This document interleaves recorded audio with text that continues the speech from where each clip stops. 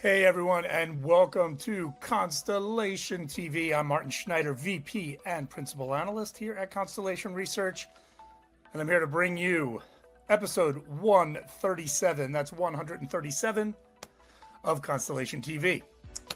We're here every other week with the hottest takes on enterprise tech and all other related cool stuff.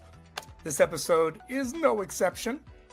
First up, Constellation Research's own Esteban Kolsky, Larry Dignan, and myself are going to add to the great debate and talk about SaaS apocalypse. Where is it now? Are there winners? Are there losers? Have we learned anything? Then we are going to get into Esteban's take on the board, right?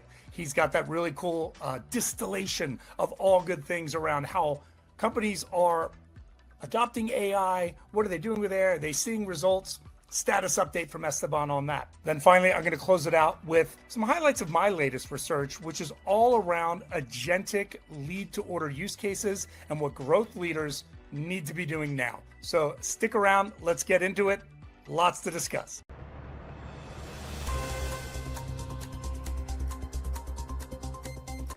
Hey everyone. All right, welcome to this installment of The Great Debate. Today I have with me Esteban Kolsky and Larry Dignan. You guys always have great opinions. I'll only add a little bit as needs be. But what we wanted to talk about is SaaS apocalypse. Is it finally over? Have we sorted out the winners from the losers when it comes to SaaS software in the age of AI? Larry, what's your take? Where are we in the whole SaaS apocalypse life cycle? Oh, it is so over. Everybody loves SaaS now. The customers are like rejoicing over tokenomics, and they're just giving all their SaaS people big hugs. They just love them now. The SaaS apocalypse is over, and now we're just going to ingest all of our AI through them and offload all that risk to them, and it's going to be a great, happy day. Esteban. Let's make it a debate. It hasn't even started, Larry. What are you talking about? All we see is just like, stock price decrease, but we haven't seen vendors getting kicked out of companies. We haven't seen replacing software with company created software. We haven't seen any of that stuff. I think that, the stock price doesn't tell more than just that, than the stock price, but there's a lot still to come of companies replacing vendors with other solutions. And this is going to be the most interesting part of the next decade. SaaS apocalypse hasn't even started. So when you talk about that, Esteban, part of the next decade, I mean, are we going to start seeing that, custom coded, vibe coded, whatever that becomes, reality in production anytime in the next 2 years, 3 years? What's, dig in a little bit on your, if we're just getting started, what's the timeline look like with a little more clarity? Oh, sorry, I said it wrong. We are done. AI took over and won, and all our jobs are going to be gone, and the overlords are going to take over. I forgot to say that. I'm sorry. But now that I said that, I can actually tell you that this is a 20, 30-year endeavor. I mean, if you were told me when the internet first came that we were all going to be out of jobs and going to be replaced, everybody would have pull their hair and grasp their pearls and say, yeah, you're right, we're all going to die. And here we are 30 years later, and we're still barely understanding what we can do with the internet. So we're in a much, much bigger paradigm shift. The technology change is not going to be about coding. It's not going to be about AI or SaaS. It's about changing the architecture and changing the infrastructure for the enterprise. It's about the enterprise working differently. It's about the enterprise finding ways to work that are more efficient and more effective, that don't rely on the vendors having unlocking. That's what I mean by that. And it took 20, 30 years to build up. It's going to take 10, 20, 30 years to remove. All right, makes sense. But so, Larry, obviously you're being a little tongue-in-cheek and a little overly bullish on that it's so over. But who do you think, what's going to win? Who's going to win out and still continue to provide value, and how? So when we look at the SaaS meltdown, the initial shock, that phase is over. Now we're in the phase where we're going to sort out who wins and who loses. Because if you just rewind 6 months ago, the argument was that Anthropic was going to relegate everything, useless. SaaS is just going away. The reality is much more nuanced. And now I would argue people hate Anthropic as much as they hate their SaaS vendor. So it's kind of just ebbed and flowed. But I do think we are in the early processes. So the initial shock is over. Sorting out the winners and losers is just beginning. So I think if you look at companies like Palantir, they are just a wrecking ball for the traditional SaaS vendors. And what's crazy about them is they really don't have a sales force, which is kind of nuts. They don't have a SaaS style approach to the world that they want to be the SaaS provider. They're a combination of Right. like people and technology, right? So. Right. So I think that that's a vendor that's a clear winner. I think it's interesting to watch what happens to ServiceNow. I kind of waffle back and forth on them. Sometimes I think they're in the clear. Other times I'm like, they might be the most likely to be disrupted. Where it goes, but there's absolutely nothing in the numbers that would indicate that they're in the loser category. So for now, they're a winner. Yeah. As much as we love Anthropic for standing up to demand, and before they put the watermarks that is going to kill everybody, as much as we love Anthropic, token maxing is not the way to go. That has absolutely no value to anybody ever, anywhere. So now that we got past token maxing and we see what we can do, we're building better infrastructure that is going to deliver a much more interesting approach to enterprise technology. Gotcha. And then also in the SaaS in the mid-market, I think it's a different ballgame entirely, because the mid-market companies are going to look at those vendors to consume AI. Yep. Right? Because they're not going to have the resources to go build their own custom models and all that kind of stuff. So, the companies like Freshworks, Rootstock, you just go down the list of I guess they would be specialist mid-markets or industry clouds. I think they're in a different animal entirely when it comes to. And they can be wider like a Zoho and narrower, like you said, like a Fresh. Esteban, we're talking about winners and losers, but are the big winners, do they even exist yet when you're talking in these 20, 30-year cycles? Are we going to see entrants that wind up taking over? How do you see it playing out? I don't think the vendors are going to be as relevant going forward as they have been until now. I mean, committing $25-30 million and 10 years of your life to implement a vendor that delivers 30% of your expected outcomes is not a good investment. I see more and more organizations that are realizing that and they're trying to find a different approach. The good news is that, what we call AI today, it's going to allow us to create some automation and some autonomous operations that are going to replace some of the other 70%, and it's going to make it more efficient. But I don't think that we're going to see any winners among the current ones. They're going to see established vendors that will continue to be established.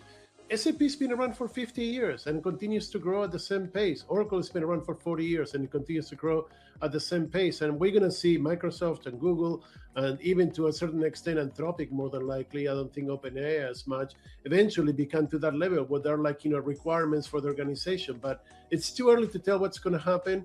And it's going to be a lot more movement inside the organization than it's going to be outside of the organization.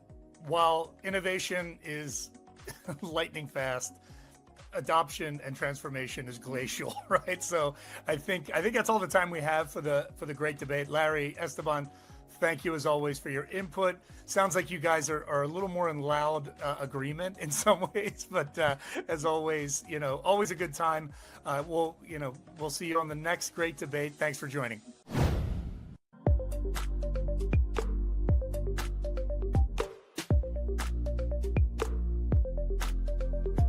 Welcome. My name is Esteban Kolsky. I am the Chief Distiller for Constellation TV and Constellation Research, and I'm coming to you live with the update of the board for the month of August. The board is a monthly synthesis and analysis of everything that's relevant and matters for enterprise technology and for strategy, and I run the report every single month. This is your 2-minute summary of what happened in the last month in enterprise technology. First, and most important than anything else, AI is no longer the enterprise technology strategy. It's just becoming one more component of an enterprise technology strategy. Boards, which have been almost fully focused on AI and what they can do about it, even with lack of information and lack of knowledge, can finally start looking beyond AI. Pause for celebration. Oh, sorry, that's what's on the script. Pause for celebration. But no, let's celebrate, because for much of the past 2 years, AI has consumed the enterprise technology conversation, has consumed the board's time, has consumed every executive's time. But finally, we're starting to broaden again, going for authentic outcomes, some things like resilience, sustainable growth, sustainability, trust, but more important than anything else, workforce and workforce automation. It is not about getting rid of people. It's about allocating the parts of the process that are more relevant to AI, and then training the people to do better jobs with what they have. It's about reinventing the enterprise to do a better job and see how we can use technology to do that. And there's three things that are behind it, three developments that are actually promoting this forward. First of all, technology spending continues to accelerate.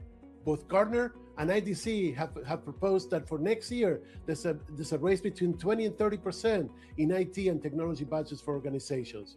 Gartner is actually going further, saying that the vast majority of that is going to go towards infrastructure, and that aligns very much with what we're seeing. We're seeing that the investment in AI, the investment in data has reached a peak, and now we got to start investing in what's going to support that AI and that investment, and that's infrastructure. That's cloud commitments. That's software contracts that are not going to be focused on by the seat, but different pricing models. And yes, that's AI, but only AI as it actually aligns with other interests and other strategies and outcomes. Second of all, AI has become an economic checkpoint. We can no longer put money into it, invest in proof of concept, invest in pilots, and see what's going to happen. We're actually going to be doing this the right way. The way to do it is to actually look at the money. Is it making me money? Is it saving me money? Like I said before, this is about reinventing the enterprise. So the new processes, the new ways to work, do they make money? Do they save money? What are we trying to do here? And then what are we going to do with the money that we save or the money that we make? How do we use that to grow AI in other parts of the organization? And third, as I mentioned, infrastructure, cybersecurity, data, and talent are going to be the roadblocks for the next 2 or 3 years, especially talent. But we'll talk more about that in the next month update. But infrastructure, cybersecurity, and data is where we invest in the most money. It's about 70% of the budgets for next year are going to go into this. And we're talking about not how we're going to do what we've been doing, but how do we actually expand it? So if we actually deploy agentic AI, if we let loose into the world agents that do whatever they want to do, how do we control them? How do we monitor them? How do we make sure that what they do is what they're supposed to do? We are seeing boards that are shifting from supervising AI, which was never what they were supposed to do, to actually going back to assisting and governing capabilities for the organization, dependencies, economics, but more important, accountability, both from the enterprise, from the executives, and for the people in the enterprise. Finally, for next month, what are we going to see? What are we looking for next month? What are we going to see next month? We're trying to see if all this that I'm telling you actually becomes reality. Was this just a 1 month fluke? Or do we really have a change in the making that is going to tell us, how the organization, how the enterprise is going to evolve over the next few decades? I think it's the second one, but come back next month and we'll see where we are. Hey, it's Martin Schneider with Constellation Research. Wanted to talk about a new best practices report I've just published.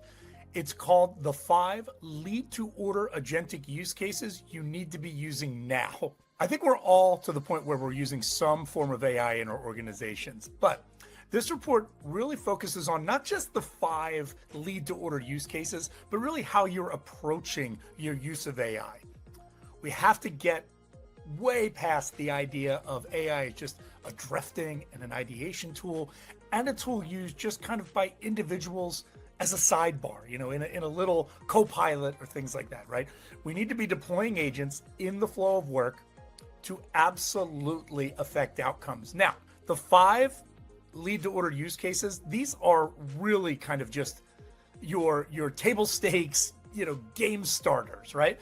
And I go through them pretty well, right? I mean, we talk a lot about, that signal-based prospecting and using those automated business development agents to really start to go after a wider and broader set of potential leads, and also uncovering a nurturing process that really goes beyond just sending an email every 30 days and crossing your fingers and hoping for the best, right?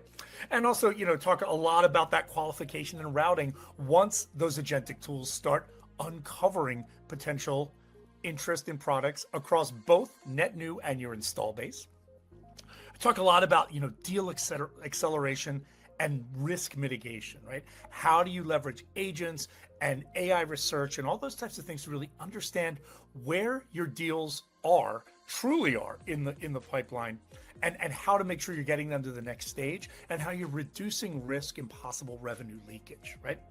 Now, again, the big part of getting deals across the finish line and advancing revenue more profitably is around that proposal and quote and invoicing concept, right? The more you can shrink that time the more revenue you got and the more profitable revenue you get, right? So agents can do a lot of that, right? Agents can go and ask thousands of questions in the time a human could go and look up one or two things to generate a quote, or to understand the best pricing and the best discounting and invoicing, all that kind of stuff, right? Leveraging those in the flow of the deal, only a good thing, right? And then finally, post-sale expansion triggers, right? You know, how do we get to that point where we really are adopting an expansion mindset, looking at every single one of our customers and understanding how to extract the most lifetime value that is win-win, you know, right? Where they get a great outcome and you get a great outcome, right? So, and there's agents and other agentic flows that you can put in place that can do that can analyze your customer base and really uncover revenue opportunities in kind of new and exciting ways that we couldn't do at human scale, right? The report gives you a lot of recommendations on how to get started if you haven't started with any of this, but also how to optimize if you're already using some of these. I know a lot of you out there are using AI BDRs and things like that, and using lead routing and things like that, and maybe some AI inside your CPQ for quotes and things like that, right? Now, it's all about getting to that next level, moving beyond using AI in those little pockets, putting it into the flow of work, but also developing, thinking, creating, and deploying for that human machine kind of multiplayer world, right? We have to deploy with a human in the loop, understanding how precision data helps machines and humans, and understanding, you know, how do humans enable machine scale without it going off the rails, right? And there's a lot of that in the report too. Again, these are the 5 agentic lead to order use cases you have to be using now if you're a growth leader. The report is available on the Constellation Research website if you're a client. If you're not a client, get in touch with us. We can find a way to get you that report or get you to become a client. There's a lot of great resources there on the website, as well as great opportunities to just learn how to advance your go-to-market in the age of AI. I'm Martin Schneider. That's my latest report. Go check it out on the website. Thanks a lot. All right, now that's a wrap on episode 137 of Constellation TV. As always, thanks for watching. The next episode in 2 weeks will be Holger Mueller taking over as host, so stay tuned for that. And in the meantime, as always, follow us on X at Constellation R, subscribe to Constellation Research on YouTube, and as always, go to constellationr.com, sign up for our insights, get all that latest and greatest on what's new in tech from Larry Dignan, and just browse our research. Lots and lots and lots to learn at constellationr.com. Thanks for watching. We will see you in 2 weeks. Anna, you're very lit up. Did you get new lighting? No, I'm sitting in a different room, so I have a window right here. So that's just natural light? Yeah. Sweet. Colorado is sunny, Larry, over 300 days this time of year. You get the natural glow up there. Good stuff. I mean, You do. You sure you want to give that to a baby or make it your own? well, all my husband's calls are off camera, so honestly, I should just boot him out of here permanently because he doesn't need this natural lighting. Yeah. Oh, wow. God, how do you square that away? I so miss just plain old calls. You do? Oh yeah, I do them all the time though when I can. I'm just like, dude, just call me. I'm gonna walk around the block, and yeah, I don't, bro. I know what these people look like. I don't need to see you. I see that we're recording, so I'm going to hold my comments and jokes for potential HR lawsuit implications. Well, it's funny because Larry, now you have one of the most clear video setups and sound systems of our team, so you've really done a 180. I Hey, know. hey. I work hard. Look, this sound is awesome now. Excuse me. Let me close the door. Okay. I'm Wow. glad that we are dealing It's with that. better that happened before. Wow. I didn't even know that she was here. Fucking bitch. I mean, literally, not. Oh my god. Yeah, my dog's a boy, so I can't. That's an outtake. On that note, I'm going to exit the screen and you guys can start anytime.